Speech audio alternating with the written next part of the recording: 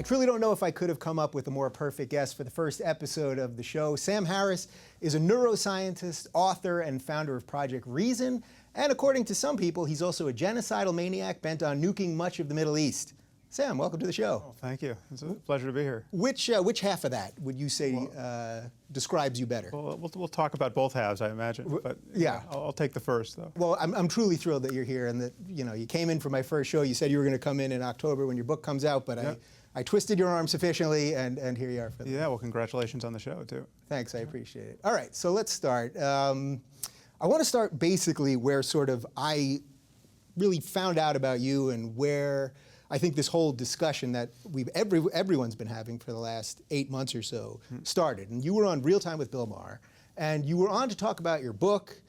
Bill was talking about liberalism and Islam, and Ben Affleck was on, and I know everyone's seen this clip already, but let's take a look. When you want to talk about the treatment of women and homosexuals and free thinkers and public intellectuals in the Muslim world, I would argue that liberals have failed us. And the crucial point of confusion, thank you. Thank God you're here. Yeah.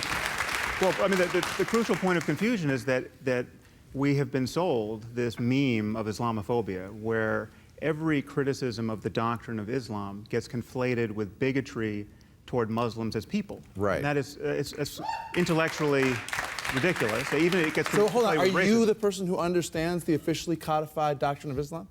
You're the interpreter of that, so you can say, well, this is... I'm actually well educated on this topic. I'm asking you. So you're saying if I criticize you're saying that Islamophobia is not a real thing. That if you're critical of something... Well, it's not a real thing when we do it. Right. Well, no, it really isn't. I'm not denying that certain people are bigoted against Muslims as people. Right. And that's a problem. Big of you. But why are you so hostile about this concept? It's gross. It's racist. It's not. But it's so nuts. It's like saying those stateless, shifty Jew. You're not listening to what well, we are saying. You guys are saying if you want to be liberals, believe in liberal principles like freedom of speech, like we are endowed by our forefathers with an inalienable rights, like all men are created equal. Ben, we have to be able to criticize bad ideas. So first off, I think it's gross, it's racist should be your Twitter bio. Have you considered putting it there? Yeah, people have been just throwing that at me on Twitter ever since. Yeah, it's a bit of a meme. Yeah, so what I want to start with is, because I think there's obviously a ton we can talk about the fallout of this, and we'll get to that, but I want to talk about actually the specifics of what happened there. Right. Did you expect, because usually when they bring on the guest that sits on Bill's side of the table, usually it's for a one-on-one with Bill and sort of a casual conversation, the panel doesn't really jump in.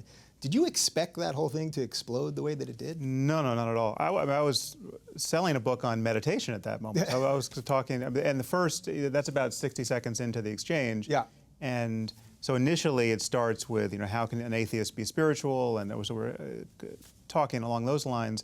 And I said something slightly derogatory about the New Age. And Ben jumped into that space and was at my throat about Islam hadn't even come up. So he clearly was poised to do that. And yeah, that's considered a protected interview. Everyone on the panel knows they're not supposed to jump in. What do you think was going on with Ben?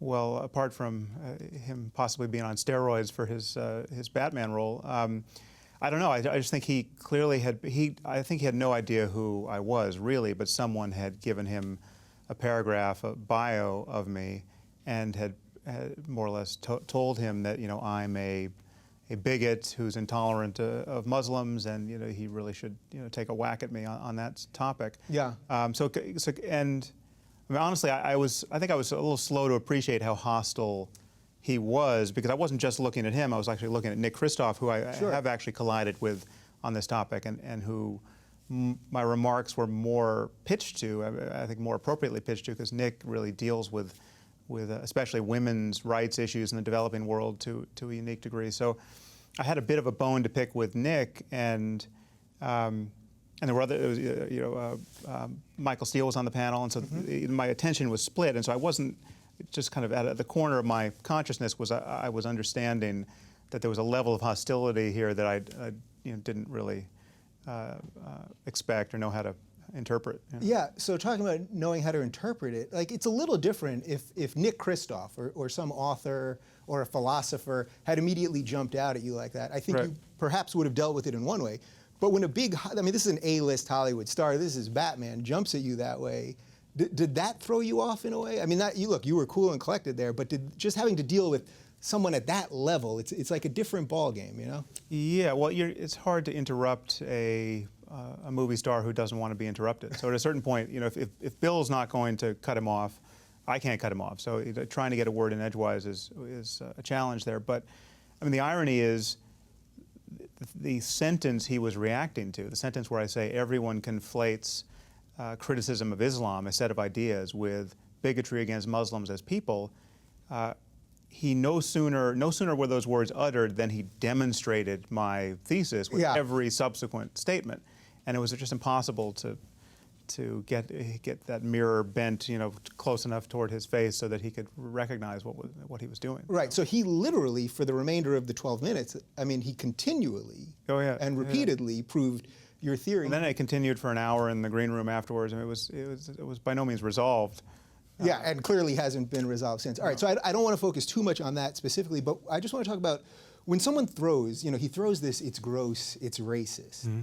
Suddenly I noticed that the next day, the onus was on you and Bill Maher, and a little more to Bill, I think, to prove that you weren't racist. Right. I've been a big fan of Bill's for a long time. I've never heard anyone call him racist ever before, but suddenly the next day, on all the websites, it was Ben Affleck calls Sam Harris and Bill Maher racist. Is Bill Maher racist? Is Sam Harris racist? How does that feel in that moment of the discussion when someone throws that gauntlet down? Because you're used to debating people with ideas, not just words. Well, it's very dispiriting because it's almost guaranteed to convince half the audience. And this is the first thing I said to Ben afterwards in the green room. I said, you realize just calling us racist convinced half the people listening and watching that we're racist. I mean, just using that word is enough for people. So, and people just assume where there's smoke, there's fire. They can't figure out what anyone is actually saying. Their attention span is so truncated that using words like that, again, just convinces fully half the audience. And the most depressing thing in the aftermath of this was to see the outpouring, the celebration of, disproportionately in the Muslim community on social media, from people who thought that he had just mopped the floor with us, that he had exposed our racism for all to see, and he had argued brilliantly, and he's just this white knight for the Muslim world. And I mean, it was so embarrassing because of course, he did none of that. He wasn't making any sense. He wasn't listening to what we were actually saying, and he was simply, calling us names, very loaded names, and it works for people who want to perceive the conversation along those lines. Was this meme or this idea of you as a racist, was that even out there? Because now I see it in the dialogue all the time, but I had never heard of it. And to be 100% honest with you, I had sort of ancillarily knew your work. I'm not even sure if I was following you on Twitter at the time. So I know a lot of people, when they're done with this, they're going to say, Rubin's just a Sam Harris fanboy and blah, blah, blah, blah, blah. But I didn't. I was watching that, and I thought, well, here's someone making some sense. And now Ben Affleck's just using the worst kind of language with him. But was that idea about you out there before this? I think Glenn Greenwald and a few other people had put it out there. So it was, it's a trope of politically correct liberal apology around criticism of Islam. So this notion of Islamophobia, the idea that to single out Islam for any special attention as a set of doctrines or as a political reality in today's world is tantamount to, synonymous with, or covertly motivated by racist bigotry toward Arabs or brown-skinned people. And there are many people like Glenn Greenwald who quite irresponsibly make that point again and again. And so, so Ben's, that was not the first time criticism of Islam has been conflated with racism. But it's such a crazy claim because, this has been pointed out again and again, and Bill's done this, but Islam is not a race. It's a set of ideas. You can't convert away from a race. You can't convert to a race. Rachel Dolezal. You can. Yes, that's right. You can. One person can do that.